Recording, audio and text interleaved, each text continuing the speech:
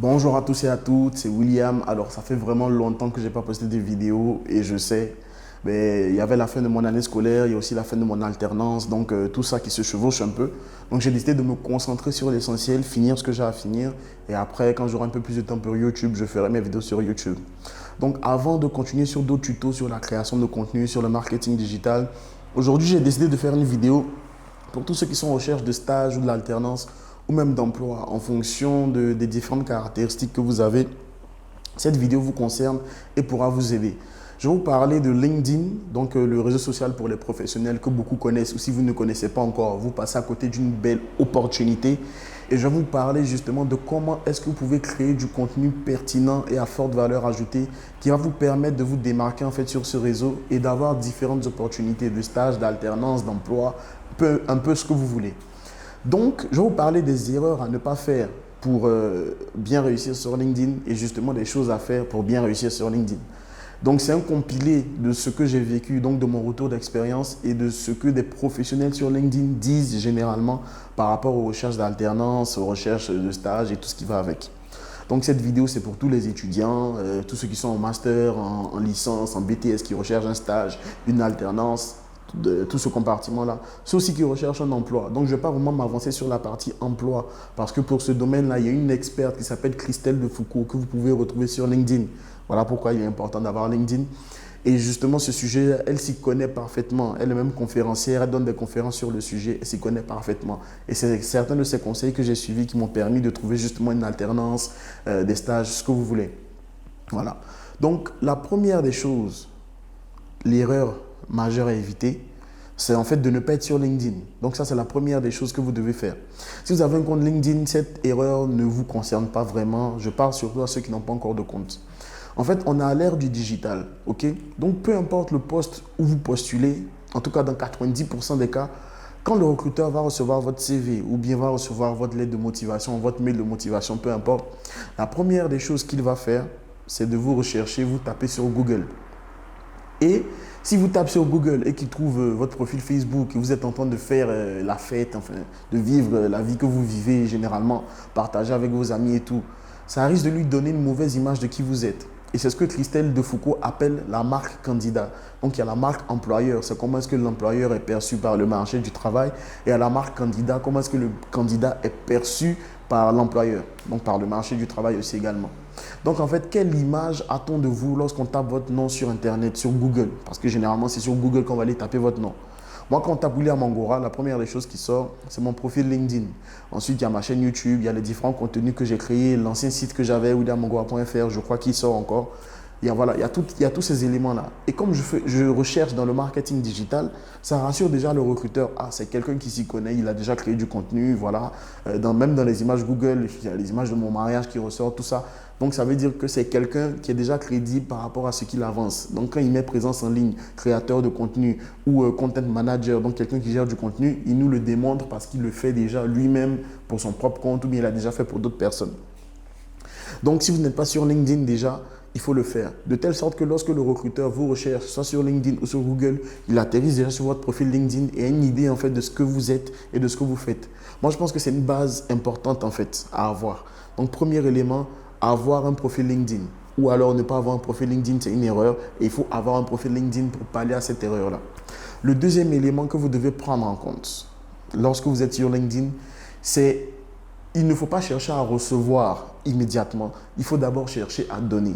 Et ça, c'est quelque chose sur LinkedIn c'est contre-intuitif pour beaucoup de personnes parce que oui, je suis à la recherche d'un stage, d'une alternance. Mais vous arrivez sur un réseau, sur une plateforme où personne ne vous connaît. Personne ne vous connaît en termes de contenu. Personne ne vous connaît en termes de personnalité. Personne ne vous connaît en termes de prise de position. En fait, vous venez juste du bonjour, cher réseau, la fameuse phrase que tout le monde utilise. Bonjour, cher réseau, je recherche une alternance pour telle date à telle date. Voilà, bye. C'est pas comme ça que ça marche sur LinkedIn en fait. Sur LinkedIn, il faut créer du contenu à valeur ajoutée ou alors partager du contenu à valeur ajoutée. Si vous n'avez pas la capacité de créer du contenu qui va vraiment impacter plusieurs personnes, vous pouvez partager vos opinions, partager votre propre histoire, c'est-à-dire vos échecs, vos réussites. Et c'est comme ça en fait que vous allez bâtir des liens forts avec votre audience. Donc ça, c'est la deuxième des choses à faire, créer du contenu d'abord et non pas simplement demander afin de recevoir. Donc, en fait, dans ce même point, en fait, je mettrais créer du contenu et d'abord donner aux autres. Dans la partie donner, qu'est-ce que c'est? Donner, en fait, c'est ajouter de la valeur à ceux qui sont dans votre réseau. Et là, on va parler du point d'après. En fait, dans votre réseau, il y a des personnes qui vous suivent ou bien qui sont en relation avec vous parce qu'elles ont vu quelque chose, un post que vous avez partagé qui leur a plu, pardon. Elles ont vu un post que vous avez créé qui a été impactant, qui est devenu viral, etc., etc., etc. Pour plusieurs raisons, des personnes vous rajoutent. Donc, sur LinkedIn, vos collègues de classe, c'est un premier niveau. Vos professeurs, c'est un deuxième niveau. Mais il ne faut pas s'arrêter là pour gagner en visibilité et en impact. Parce que vos professeurs et vos collègues de classe ne suffiront pas à atteindre certains décideurs ou certaines personnes qui disposent de ces offres d'alternance et de stage que vous recherchez. Donc, il est vraiment important de faire la différence sur ce domaine-là. Il y a les camarades de classe qu'on peut rajouter. Il y a les professeurs qu'on peut rajouter, qui vont au fur et à mesure faire grandir notre réseau. Mais il faut aller en fait toucher des personnes qui sont responsables. Et c'est ça la force de LinkedIn. On peut directement toucher des décideurs sur LinkedIn. Je peux parler avec un directeur d'entreprise, avec par exemple M. Leclerc, directement sur LinkedIn. Ce qui n'est pas forcément le cas dans la vraie vie ou bien par un simple email. Et c'est ça la puissance de ce réseau-là. OK? Donc ici, ce qu'il veut faire, c'est d'abord donner. Donner, donner et donner avant de recevoir. C'est pour ça que si vous recherchez une alternance, vous pouvez créer votre profil LinkedIn aujourd'hui ou bien commencer à créer du contenu aujourd'hui, mais c'est un peu tard. Ce n'est pas impossible, mais c'est un peu tard. Parce qu'en fait, il faut que vous soyez déjà présent dans la pensée des gens, de votre réseau afin d'espérer recevoir. Moi, quand je suis arrivé en première année de Master 1 à Digital Campus, on nous a dit développez votre réseau LinkedIn. C'est la chose que j'ai retenue dès le premier jour de la rentrée et c'est ce que j'ai fait. J'étais à 400 relations environ. Là, je suis à plus de 1600 relations sur environ 1 an et demi, 2 ans. Qu'est-ce qui s'est passé? Au début, j'ai commencé à rajouter les personnes de la classe, j'ai rajouté les professeurs. J'ai tissé de véritables liens avec les professeurs en physique. Et du coup, ça s'est retranscrit aussi sur LinkedIn. Parce que quand je partageais quelque chose, quand je publiais quelque chose, ils venaient, ils likaient, ils commentaient, ils partageaient. C'était super. Deuxième étape, qu'est-ce que j'ai fait dans la deuxième étape? Dans la deuxième étape, j'ai commencé à créer du contenu. Donc au début, j'avais mon site, mon blog williamangora.fr que j'avais créé sur Weebly. Donc il y a un CMS donc pour voir un peu comment créer un blog, comment est-ce que ça fonctionne. Ok, c'est passé. Ensuite, après cette période-là, il y a eu la recherche justement d'alternance. Où là, j'ai posté, j'ai cherché différents CV, j'ai posté, mais je n'avais pas eu vraiment de retour parce que bon, je venais de débuter sur LinkedIn, je commençais à connaître c'était quoi l'algorithme de LinkedIn, comment est-ce qu'il fonctionne, tout ça. Ok, première année, je n'ai pas eu d'alternance, mais j'ai eu un stage alterné que j'ai trouvé grâce justement à mon tuteur à l'école qui a partagé cette offre, j'ai postulé et j'ai été pris le jour même. Ça, c'est bon. Et du coup, quand j'ai eu le stage alterné, vu que je devais payer l'école moi-même, je me suis dit, d'accord, l'an prochain, j'aurai obligatoirement une alternance. En plus, j'étais marié, j'avais mon fils, mon épouse. Le salaire du stage ne suffisait pas pour prendre soin de tout le monde. Donc, il fallait que j'ai au minimum une alternance. Qu'est-ce que j'ai fait là? En fait, j'ai commencé justement à partager mes vidéos YouTube, ce que je faisais comme contenu. Et c'est ça en fait qui a fait grandir aussi ma communauté, mon réseau. C'est mieux de dire réseau sur LinkedIn. Et lorsque j'ai fait grandir ce réseau-là, j'ai entretenu des liens en fait avec les différentes personnes de mon réseau. Donc j'envoyais des messages privés, je commentais certains posts, je donnais mon avis, je prenais des prises de position. En fait, un peu comme des relations au travail en fait. On donne son avis, on partage. Et c'est dans cet état d'esprit-là que j'ai pu développer mon réseau. Et là où est-ce que mon réseau a complètement, explosé, grandi de manière exponentielle, c'est lorsque j'ai partagé ma vidéo pour l'alternance. C'était une vidéo de 23 secondes, ok? Je vais la retrouver, vous la mettre. Une vidéo de 23 secondes. Qui était impactante, qui était vraiment bien. Et à l'époque, j'ai eu 60 000 vues parce que LinkedIn n'était pas encore totalement axé sur les vidéos à 100%. J'ai eu 60 000 vues environ, 1500 likes et commentaires, 200 commentaires, je crois.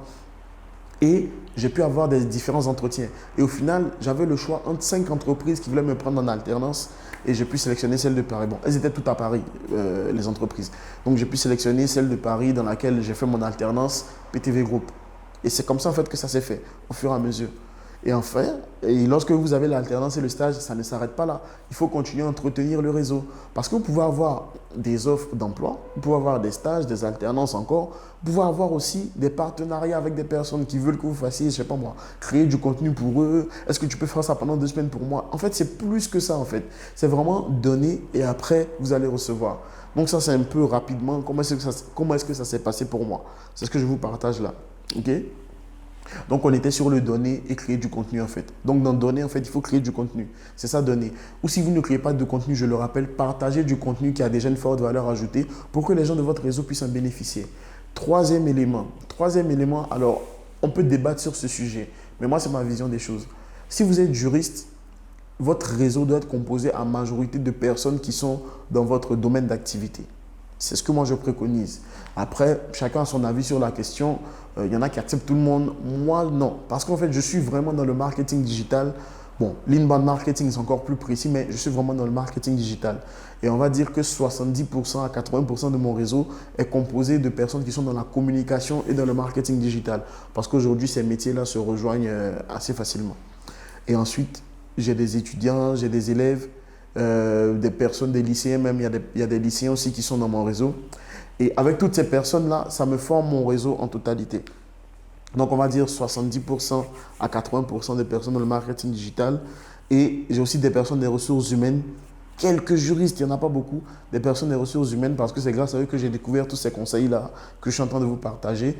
Et voilà, c'est un peu ça mon réseau en fait. Donc, élèves, étudiants, lycéens, personnes qui sont en licence, en master, etc.